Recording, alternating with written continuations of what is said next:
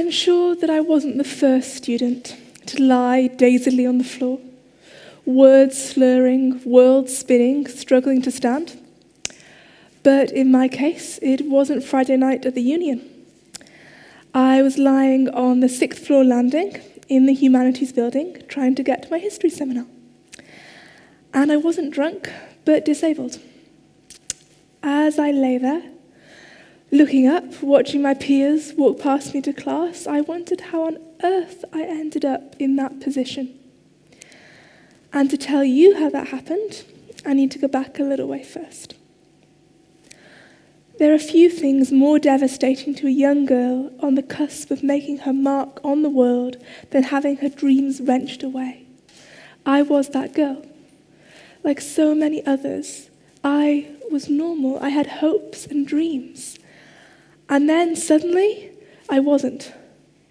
I was diagnosed with chronic and serious autoimmune illness at the age of 18. And my life was swept up in a whirlwind of pain, struggle, diagnosis, and confusion. I felt that even showing up to life was impossible in my state. And so I ask you now, where have you felt that life was impossible? And where have you felt an unwanted otherness? I felt my otherness most strongly when planning a simple shopping trip. To go shopping, first I needed to get out of bed. Believe me, big task. Then, of course, I needed to get dressed, which, with painful joints and aches and issues, was very, very challenging.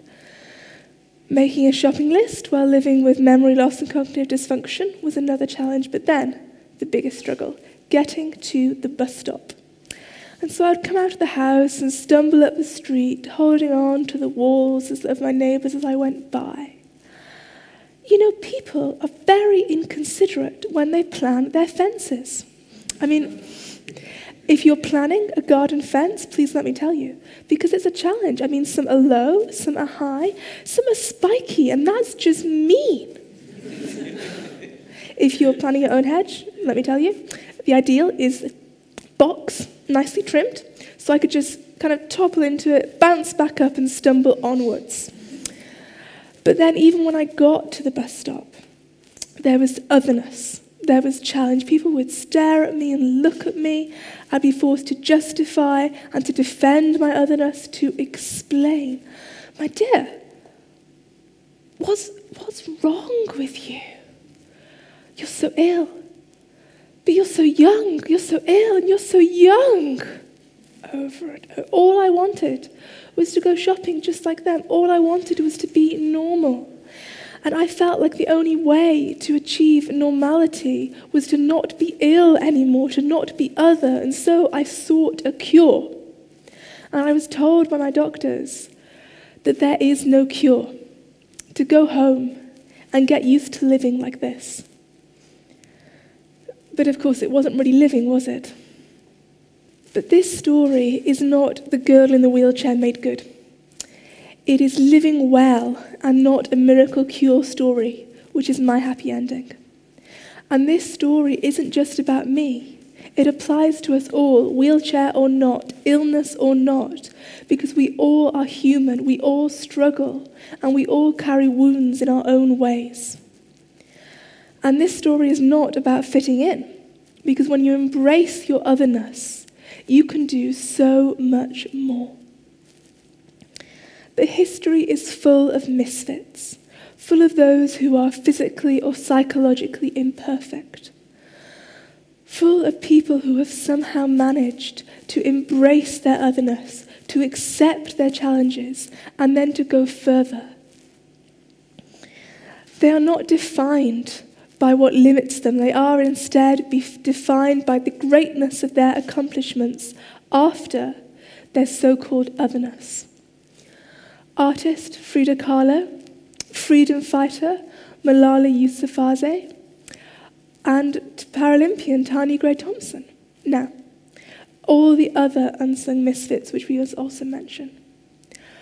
But I, of course, cannot compare myself to Frida Kahlo, because I'm afraid that my self-portraiture is strictly limited to #selfie.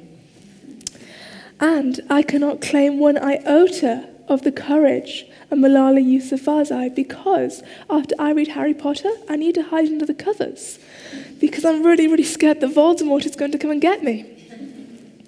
And as much as I adore moving, the athleticism of the Paralympian Tani Gray-Thompson, can't approach it. But I do identify with their seeking and gaining acceptance and meaning after the unwanted, unimagined, and irreversible otherness which they lived through.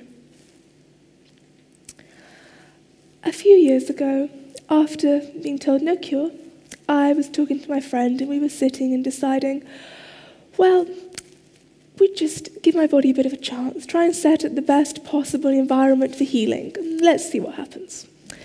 I was eating a much more anti-inflammatory diet on the grounds that if I ate more anti-inflammatory food, I could take less anti-inflammatory painkillers. So as we sat there talking about this, her brother popped his head into the room and he looked at me and said, "Grace, that is disgusting." I was okay, what? And I thought, okay, my hair, it's messy, but, it's not heinous, and I'm actually wearing all my clothes. What? And it was my jar of green, bright, virulent vegetable juice, which he considered disgusting. And in that moment, I felt like such a weirdo, and such a misfit, and such a freak, and I was fed up of always being on the edge, and always being the one doing those weird, crazy healing things that nobody had heard of, and we weren't sure about. And it hurt. And I went home and said to my husband, who was crying, I said, I'm fed up with always being the sick chick, always being the weirdo. And he said, Grace, what if you aren't? What if you aren't the misfit? What if you're the pioneer? What if you aren't the freak? What if you're the trailblazer? And that moment changed everything for me. However, I do not believe that brokenness is something that we have to live up to. It's not a badge of honor. So living with a wound does not oblige you to be an inspirational speaker, despite evidence to the contrary. In fact, I believe that living day to day as yourself and loving yourself exactly as you are is a revolutionary act for a misfit. But what if the very idea of a misfit is a myth? You see, there's a concept that if we work hard enough and we try, if we buy the right books and we go to the right classes, if we buy the right clothes and we pay enough of the money to the right people, then one day we too will become perfect and we too will fit in. But misfits make mistakes and magic. Perfectionism is the opposite of the pioneer. Recently, I struggled with what the doctors thought was a stroke. After years of dedication and progress, it felt like everything fell away again. I lost almost all sensation and a lot of the strength and movement in the right side of my body. I had to learn to write again. I had to learn to walk again. But in that moment when part of me didn't even fit with the rest of me, the day they released me from hospital, I found and commissioned an artist to paint henna and paint beautiful artwork on the part of my body that I could not feel.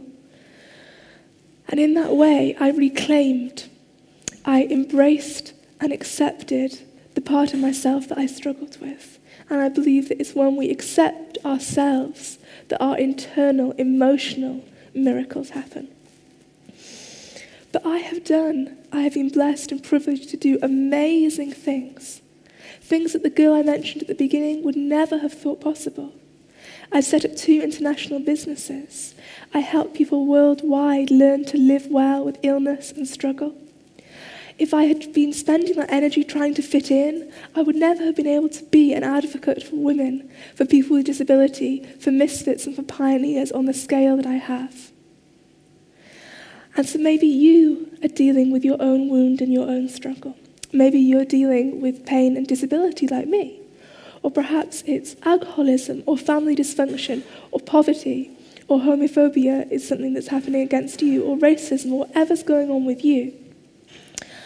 But I believe deeply and truly that we are making the change, because we are all trailblazers, we with the broken bits. So no matter what part of you feels broken, no matter what part of you feels inferior or like a freak or a misfit or is struggling, I ask you in this moment to pause and to check in with yourself and decide which part of yourself you are going to transform from misfit to pioneer status. Knowing that it's we who go forward to incite revolution, to make change. And so I invite you to join with me, and we can blaze our own trails together. Thank you.